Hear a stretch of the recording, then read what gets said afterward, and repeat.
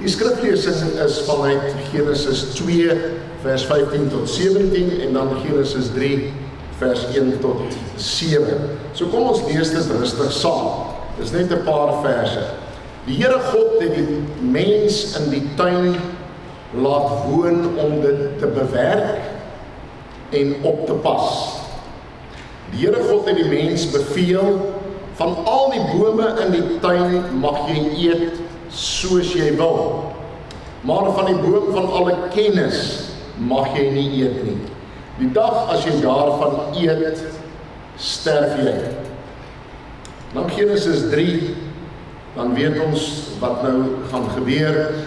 Die slang was lustiger as al die wilde diere wat deur die Here God gemaak is, en het vir die vrou gevra. Het God werklik gesê, julle mag van geen boom in die tuin eet nie? Die vrou het die slang geantwoord, ons mag eet van die vrugte van die bome in die tuin. God het net gesê, ons mag nie eet van die vrugte van die boom in die middel van die tuin nie, en ons mag dit nie aanraak nie, want dan sterf ons. Toe sê die slang vir die vrou, julle sal beslis nie sterf nie. Maar God weet dat julle oë sal oopgaan die dag as julle van daardie boom eet, en dan sal julle soos God wees, deurdat julle alles kan ken. Toe besef die vrou dat die boom se vrugte goed is om te eet, en mooi om na te kyk, en begeerlik, omdat dit kennis kan gee. En sy het van die vrugte gepluk en geëet. Sy het ook vir haar man by haar gegee, en hy het geëet. Hulle albei se oë gaan toe oop, en hulle besef dat hulle kaal is. Toe werk hulle vyeboblare aan mekaar, en hang dit om vir klere. So, tot sover lees ons saam. So sien julle daar weer eens die tema God skep die mens in 'n verhouding in, waaruit die mens hul wil bevry. So ek gaan, as dit met julle reg is, sal ek dit van hier af ook kan beheer, is ek reg? Daar is die paradijstoestand. Alles gaan goed, alles is in harmonie. Alles is goed geskape, want dit is wat God gesê het, en dit was goed. Nou daar is 'n geweldige misterie aan dit alles verbonde.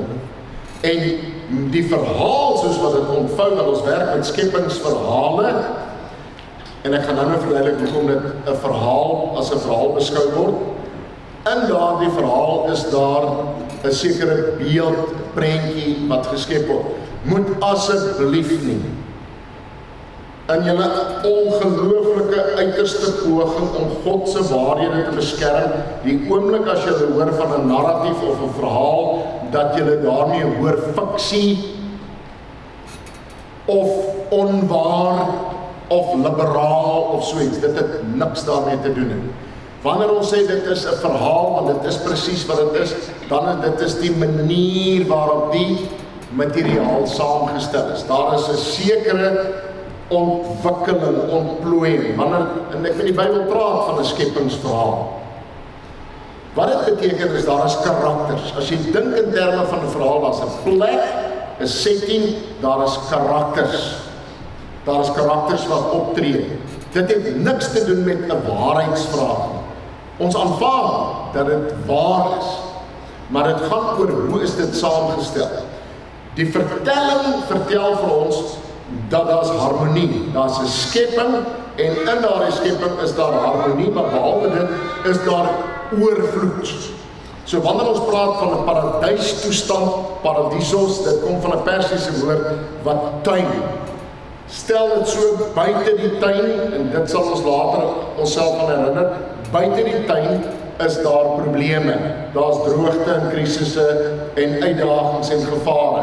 Maar binne hierdie paradijstoestand, binne hierdie tuin, kom ons noem dit God se tuin, waarmee hom verlustig. Binne in dit is daar absolute oorvloed tot beskikking. So ons almal hoor en bid vir die paradijstoestand aan die einde van alles, wanneer alles herstel is. So kom ons herinner onsself daaraan, dat binne in hierdie paradijstoestand is daar geskapenis, daar's geskape werklikheid. Hoekom sê ons dit? Want dit is ongelooflik belangrik. Dat ook die slang is 'n geskapene. Ook die slang is gemaak. Want as jy dit nie sê nie, dan sê jy dat daar is twee forme van bonatuurlike magte en kragte, en baie mense dink dit is hoe dit is, dat God en sy counterbalance, die ander kant van God is die Satan, dat hulle albei verhewe is bo kan die skepping. Dis nie hoe die Bybel daar praat nie. Die Bybel sê dit nie, nergens. Dat hy, wat Satan is, min of meer op dieselfde vlak, want nou gaan julle agterkom, ek spring van slang na Satan, want ons leer later die slang ken as dat Satan in die slang is. Daai spesifieke een, en dat is 'n oop vraag hoe die gestalte van die slang was. Daaroor is daar geen duidelikheid. Dit kan ons maar ook net gaan dieper lees en gaan fyner lees. Maar ons beskerm die beginsel van dat dit geskapene is. He was more crafty than the other. The rest of creation. Hy is creation. Hy is gemaak. Onmiddellik wil mense antwoorde hê. Onmiddellik wil hulle blaam verplaas. Met ander woorde, God het in sy skepping 'n fatal flaw ingebou. Dis nie wat die Bybel sê nie. Die Bybel verduidelik dat God het gesê met sy skepping en dit was goed. Die enigste keer wanneer hy pertinent praat van nie goed nie, dan wanneer daar al die verskillende maats gebring word na die mens toe. En dit is ook pertinent met 'n doel so geskep om aan te toon dat die vrou die etser, die helper, die ondersteuner, die aanvuller, die een wat volledig maak. Kyk, as ek daai woorde so preek en so praat, die feminisme en ook al die ander bewegings hulle kry iets, want die vrou het nie die man nodig nie. Die vrou kan autonoom funksioneer, die man kan autonoom funksioneer, is ook wat deesdae aan die orde kom. Nie een het die ander een nodig nie. So die bedoeling van God was, dat dit goed is, en die mens erken dat dit goed is, dat daar vir hom 'n maat is. Iemand soos hy, wat Adama, waar kom Adam vandaan? Uit die stof uit. Uit die aarde uit, dis wat dit beteken. Hy kom uit die stof, hy is maaksel, hy is verganklik van die begin af, geskep. Sy voortgang, sy onverganklikheid is absoluut afhanklik van dit waartoe hy toegang kry deur God. Hy is gemaak vanuit die aarde. Die Satan, of in hierdie geval die slang, kom ons praat eers van die slang, is gemaak. Daar is nie 'n onpersoonlike krag en mag buite God om wat hom kan bedreig nie. Dis totaal en al 'n fallacy om so te dink dat hy enigstens op dieselfde vlak, dieselfde hoeveelheid mag as God kan hê. So die paradijstoestand is waar die oorvloed heers. Ek dink dit is wat vir ons van ongelooflike belang is as ons oor hierdie dinge nadink. Dis waar oorvloed heers. Nou ja, dan gebeur 'n interessante ding. In die tuin word teologie bedryf. En ek sê dit nie ligtelik nie, ek sê dit nie bloot vir die effek nie. Dietrich Bonhoeffer het daaroor 'n opmerking gemaak, en ek het nie die oorspronklike opmerking gaan lees, ek het gelees waar het aangehaal. Toe sê hy, een van die eerste teoloë was die Satan, was die slang. Hoekom sê hy so? Wanneer jy praat oor God, is jy besig om teologie te bedryf. Teologie het te doen met die gelowige spreuke oor God. Beteken nie dat ek in God glo noodwendig nie, maar dit beteken, daar word oor God gepraat. God kom onder die soeklig. Wanneer Satan en die vrou begin praat en hulle bespreek God, dan is God nou onder die soeklig. Dit is wat ons doen met teologie. Almal van julle is teoloë in 'n sekere sin. wanneer julle praat oor God, wanneer julle hom bespreek, wanneer julle hom onder die soeklig plaas, en wanneer julle afleidings begin maak. Deesdae is elke tweede mens is 'n absolute gekwalifiseerde teoloog, klink dit vir my. As ek so na Facebook kyk en na ander plekke waar mense kategoriese uitsprake maak, nogal op bronne gebaseer, wat jy nêrens kry waar net hulle toegang tot het. Hulle is die ingewydes, ons is terug by die gnostiek, by die superieure gnosis, die diepere kennis. Party mense kry hierdie diepere kennis met invoeging van buite af. Mense, dis letterlik wat die gnostiek gedoen het in die Nuwe Testament. Maar goed, ek dwaal af. God is onder die soeklig. Wanneer hulle oor God begin praat, dan begin die storie eintlik met, is God die vrygewige God, of is hy inhalig? Nou daarvoor moet ons teruggaan na verse 15 tot 17. God stel die mens in die tuin, hy gee vir hom 'n posisie, hy gee vir hom verantwoordelikheid, hy gee vir hom erkenning, daarom is daar aanspreeklikheid. Niemand kan van jou en my aanspreeklikheid vra as daar nie 'n aanstelling van soorte is nie, as ons nie in diens gestel is nie, as daar nie op 'n manier oor ons gedink is as mense wat waardig is nie. God maak die mens absoluut menswaardig. Hy ken aan hom 'n waarde toe, dis sy maaksel. Hy sê dit is goed. Hy gee vir hom toegang tot dit wat sy eie eiendom is, die paradys, die tuin. Hy stel hom aan, dit is 'n breë term van om verantwoordelikheid te aanvaar, om te oversee en om te beskerm. Die mens is daar om te beskerm, om op te bou. Dis die hele kwessie van, dat ons van die begin af gemaak is, om te werk. Laat ek 'n sydelingse opmerking maak. Die enige idee wat julle het dalk, of wat mense het, wat hierna luister na die tyd, dat werk is straf op die sondes, en ek het al daaroor in die verlede gepraat, is totaal onbybels. Is gewoon onbybels. Die werk, die kwessie van werk, het te doen met, dat God het ons gemaak, met die kapasiteit om te werk, met verantwoordelikheid na te kom, om te versorg. Dit het wel die element van, dat dit van nature kom, en dat dit in harmonie is. Later kom daar 'n kontaminasie, 'n beïnvloeding, dat die werk nie die vrug voortbring nie, en dat daar dorings en distels is by wyse van spreking. Maar daar's geen, en die teologie is absoluut eensstemmig daaroor. Werk is nie 'n straf nie. Ek kan dit nie glo. Hoeveel keer in die bediening ek dit mee te doen gehad, dat mense heftig beswaar gemaak het.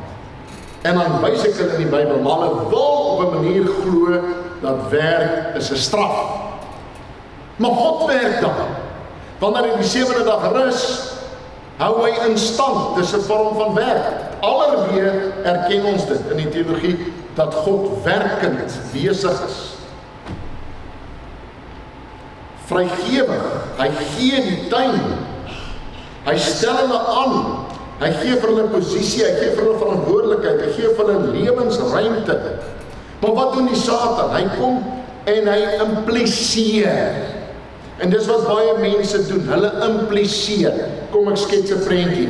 Mense kom byvoorbeeld by my en hulle sal vir my sê, "Joe, die Bybel het soveel vrae, soveel teenstrydighede. Die Bybel weerspreek homself op so baie plekke. God is eintlik onverklaarbaar, is onverstaanbaar." Daar's so 'n gedeelte in die teologie wat eintlik praat van die misterie van God. Ons kan eintlik nooit iets oor God sê nie, want hy's te ver verwyder. So eintlik kan ons maar niks sê. En dat is 'n baie groot aanhaling in die geskiedenis gewees om dit so te sien, dat hy sê die onkenbare. Maar dis nie wat die Bybel sê nie. Die Bybel praat van God as die een wat van die begin af vrygewig is. Satan vra. Het hy regtig? Is dit hoe dit werk? Hy draai die sinsorde om. Julle moet bietjie mooi gaan kyk. Hy lê klem op 'n ander plek. Eintlik, daai boom Al is dit nou, die plek is vol ander opsies en bome, geleenthede. Jy kan jou uitleef na hartelus. Jy kan geniet soveel as jy wil, maar daar's een ding. Maar daai een ding wat jy nie mag doen nie. Daardie toets om die grens, dat jy kan nie God speel nie, jy is onderhewig aan God, jy is maaksel, jy moet aan hom gehoorsaam wees. Daai een boom, by wyse van spreuke, daai boom, en is nie 'n appelboom nie, hoor, laat ek net dit sê. Dit raak nou begeerlik. Want hoekom kan ek van alles in oorvloed kry, maar ek mag nie daarvan kry? Want daai saadjie is geplant.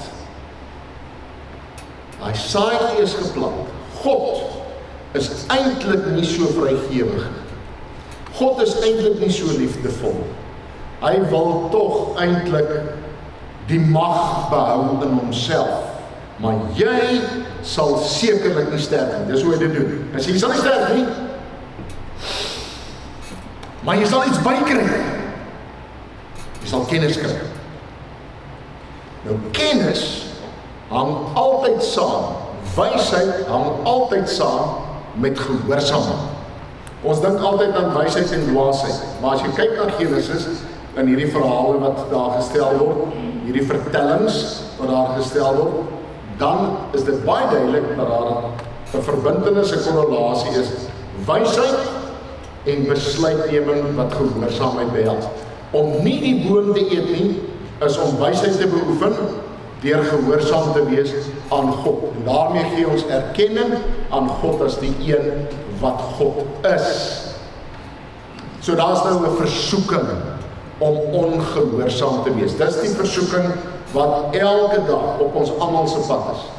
'n Versoeking om 'n vraagie te vra oor God, en dit is wat mense doen. Hulle sal vir jou 'n opmerking maak oor God, soos ek net nou gesê het, en dan sal hulle daarop voortborduur, en dan laat hulle jou met 'n klomp vrae wat maak dat jy eintlik nie gehoorsaam wil wees nie, hoef te wees nie, want nou het jy te veel vrae, en God is nie meer in die sentrum van hierdie gesprek nie. Jou teologie, jou nadenke oor God, jou godsbeeld het 'n knou weg.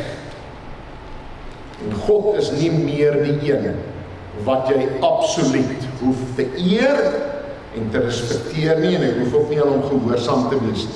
Want julle en ek moet baie versigtig wees oor hoe ons praat, want ons kan vir mense dit maklik maak om te twyfel. Subtiel kan ek begin om tekste te gebruik wat eintlik God se ander sogenaamde ander kant na vore bring. Terwyl hy is 'n oorvloed God, en hy's net goed, en hy's volmaak, maar ek het vra, want ek wil verstaan, ek wil meerdere kennis hê. Wysheid is om gehoorsaam te wees. Ken jou plek. Dis wat die storie was, eintlik, in die paradys toestand. Die mens moes besef, daar is grense aan menswees. Ons is maaksel. Ek en jy moet elke dag ons herinner daaraan, ons is geskape werklikheid. Ons almal is besig om ouer te word, ons kom te sterwe, ons is verganklik. Ons het 'n plek in hierdie hele skepping, maar God is die een wat bo alles en almal is. Daarom is dit afskuwelijk om God los te maak van die feit dat hy die skepper is. Maak nie saak hoe jy wil dink oor die skepping nie.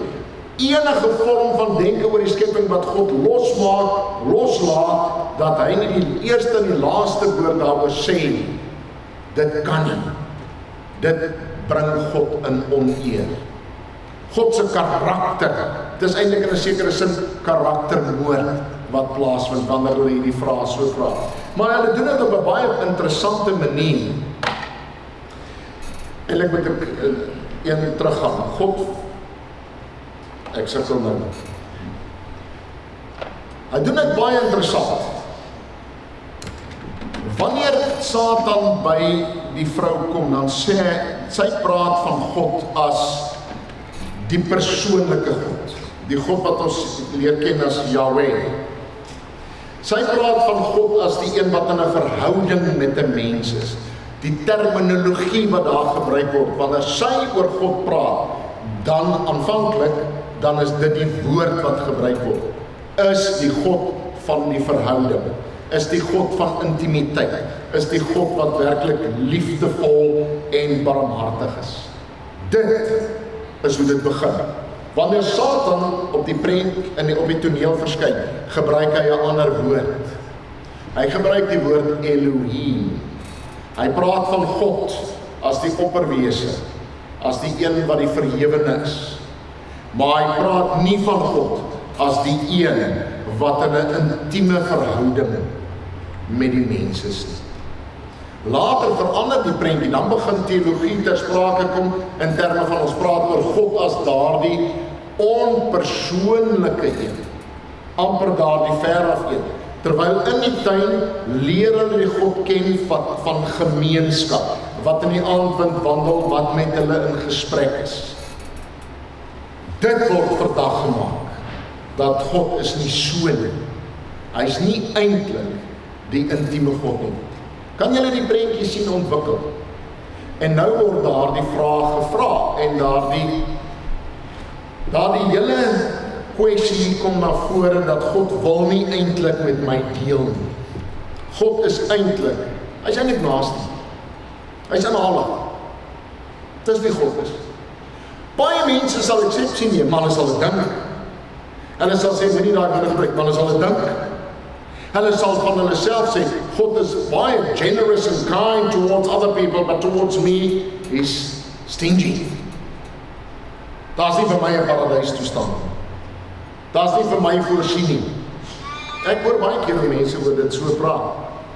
So menslike wysheid, en dis 'n volgende stap. Wanneer die mens dan besluit om autonoom op te tree, dan gebeur daar 'n paar goeders.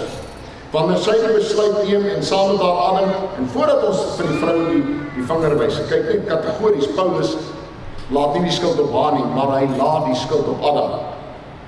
Ons moet dit net baie mooi verduidelik. So nou,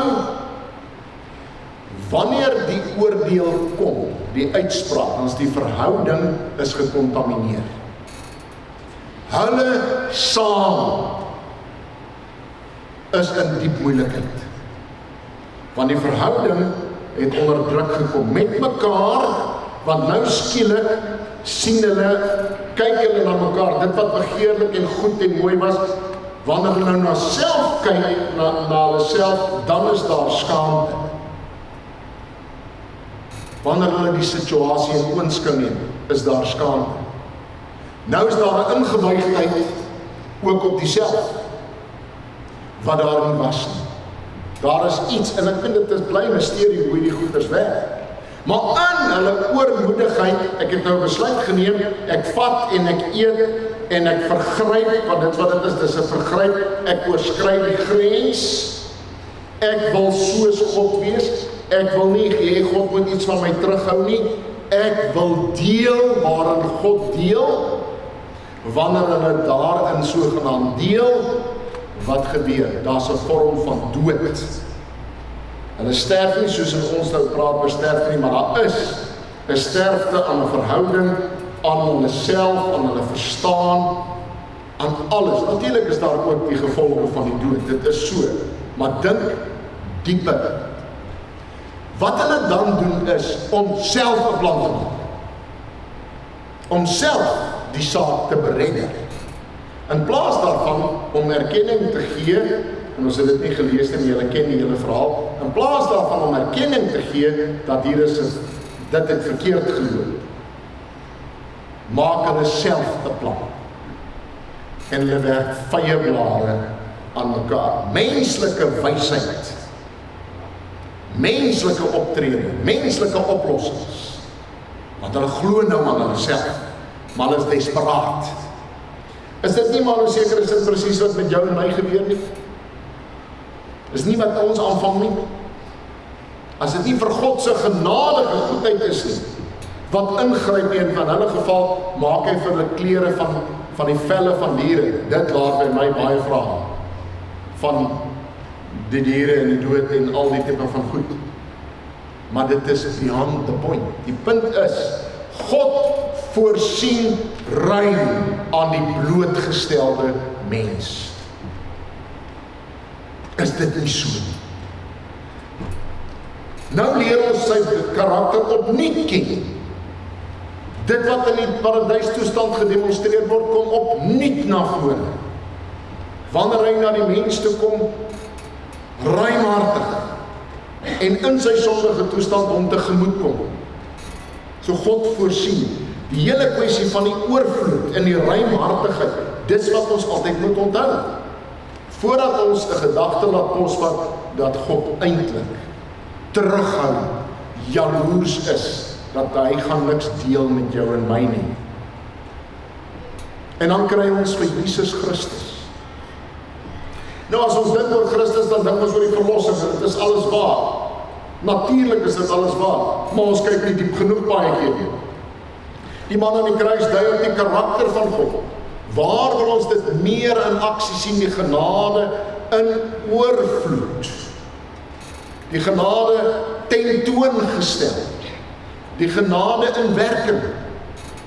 Die herstelproses wat aan die gang gesit word, sodat die verhouding tussen God en mens kan herstel. Daarom is dit so krities belangrik, wat ek verlede week aangeraak het, rondom die herskepping. Skepping, herskepping. 2 Korintiërs 5 vers 17 en volgende verse. Die inwoning van Christus in ons in. Die ruimhartigheid van God, dat ons aan hom kan deel kry in Christus. Ons het nie net deel aan sy teenwoordigheid in 'n paradijstoestand in 'n tuin nie.